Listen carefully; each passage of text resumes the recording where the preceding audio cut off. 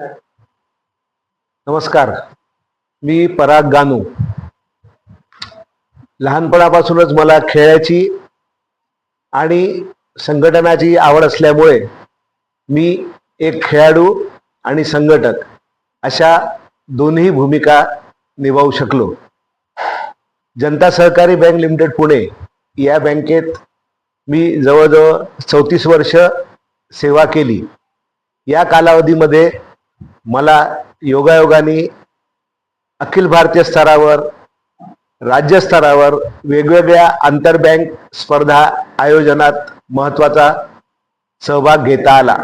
यामध्ये आम्ही अखिल भारतीय स्तरावर कुस्ती स्पर्धा, badminton, table tennis, carrom, kabaddi अशा अनेक स्पर्धा घेतल्या.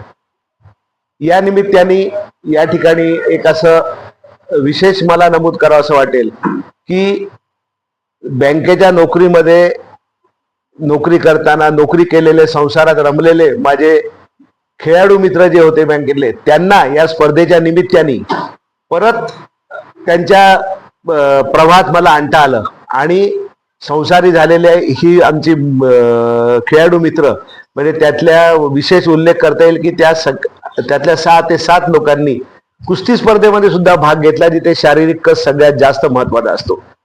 बॅडमिंटनची होते आमची टीम, कबड्डीमध्ये ही मुलं झाली. सांगायचं तात्पर्य असं की मूळ खेळाडू असला किंवा खिलाडू वृत्ती असली की त्याचा उपयोग आपल्याला सर्व जीवनातच होतो. पुढे श्री सुनील नेवरेकर यांच्याबरोबर कोकणस्थ परिवार या संस्थे काम करत असताना या कोकणस्थ परिवारच्या वतीने आम्ही नियमितपणे दरवर्षी वेगवेगळ्या प्रकारच्या क्रीडा स्पर्धा या आयोजित करत असतो.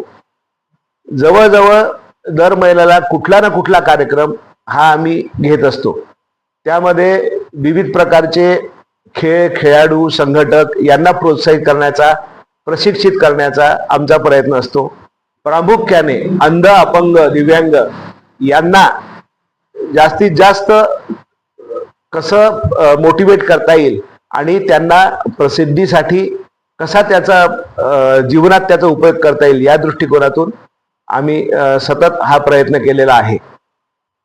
त्यामुळे आज इथे नमूद करा असं वाटेल की या परिवारच्या निमित्ताने या खेळाडूंनी जिथे त्यांना अत्यंत चांगला त्याचा परिश्रम घेतले, त्यांना अत्यंत त्याचा चांगला फायदा झाला आणि आज चांगल्या प्रकारच्या नोकऱ्या लागून ते त्यांच्या जीवनात स्थिरावू शकलेले आहेत. या क्रीडा कट्ट्यावर मला बोलण्याची सुद्धा ही जी एक संधी मिळाली त्याबद्दल मी आपला आभारी आहे.